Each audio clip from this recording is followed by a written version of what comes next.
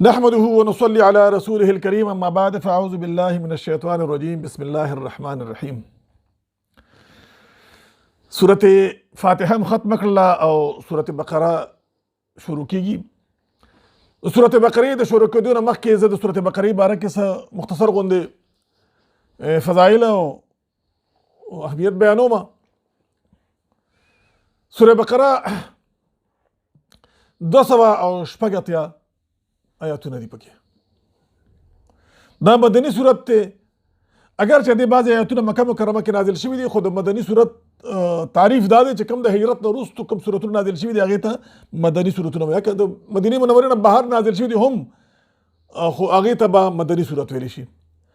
او مکي صورتونه هغه دي چې هغه د هجرت ته مخکې نازل شوي دي، خو که د مکې نه بهر نازل شوي دي خو هم هغې ته مکي صورتونه ویلی شي. په دې لحاظ سره دا مدني صورت دی. او اگر چې دې کې یو آیات اخره کې چې کوم د وحي په اخره کې نازل شوی دی هغه هم په دې سوره بقره کې دی، واتقوا یوما ترجعون فيه الى الله. دا د وحي اخري آیات دی علما لیکي، ځکه چې د دې نه پس 80 دن یا 90 دن 80 ورځې یا 90 لسکم سل ورځې نبی کریم صلی الله علیه وسلم مبارک په دنیا کې تشریف فرماو، بیا پرده وکړه. دا آیات په 10 هجره کې په 10 ذی الحجه په مینا په موقع باندې نازل شوی. د دې صورت فضایل هم ډیر زیات دي. نبی کریم صلی الله علیه وسلم مبارک فرمای چې سورت بقره لولئ. د سورت بقره لوستل دا د برکت باعث ګرځي او د سورت بقره پرې ښودل دا بدنصیبي ده. او فرمایي چې اهل باطل په دې باندې بری نشي موندی، په دې باندې قابو نشي موندی، ځکه چې دا داسې یو صورت دی چې دوی په لوستلو سره شیطانان او جنات دا تختی. قرطبي لیکلی دی چې د دې اهل باطل نه مراد جادوګر دی، چې کوم انسان سورت بقره لولي په هغه باندې به جادوګر بری نشي موندلی.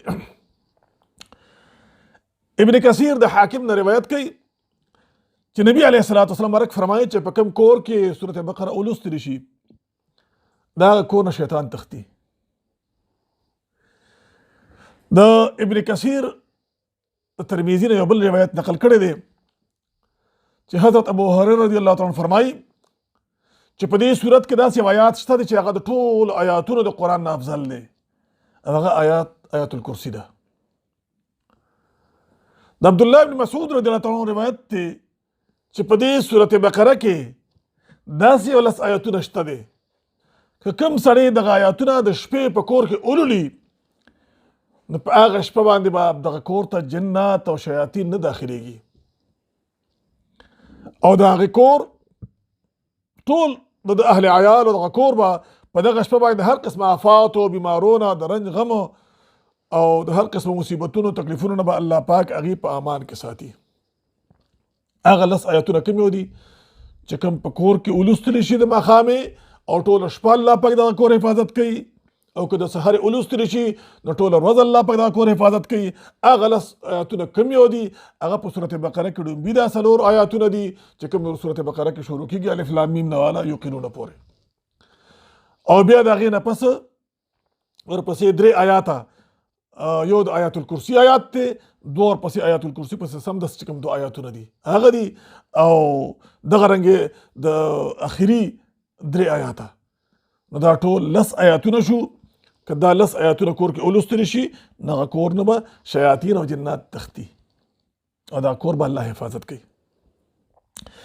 د مضامینو د مسایلو په اعتبار سره هم دا سورت بقره ډیر یو امتیازي خاصیت لري.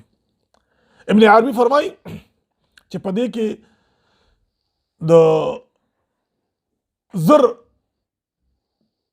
حکمونه پکې دي، امرونه پکې دي 1000 او دغه رنګ 1000 منع نهي پکې دي چې دا کارونه مه کوئ، او 1000 حکمتونه پکې دي او یو زر پکې خبرو قصې دي.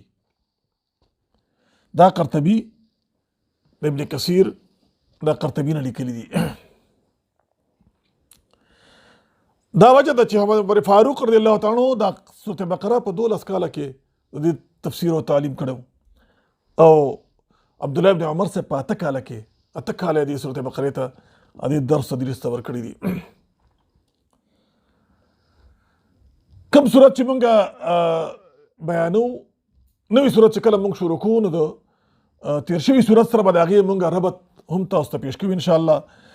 سورۃ فاتحه کې لومبۍ حصه کې د الله ربوبیت او پروردګار عالم د هغې د ټول عالمو ربوبیت ښکاره شوی دی، ذکر شوی دی، او په دویمه حصه کې د هغې چې کوم دی نو د مستحق عبادت چې الله مستحق د عبادت دی، او په دریمه حصه کې د الله نه د صراط مستقیم سوال دی.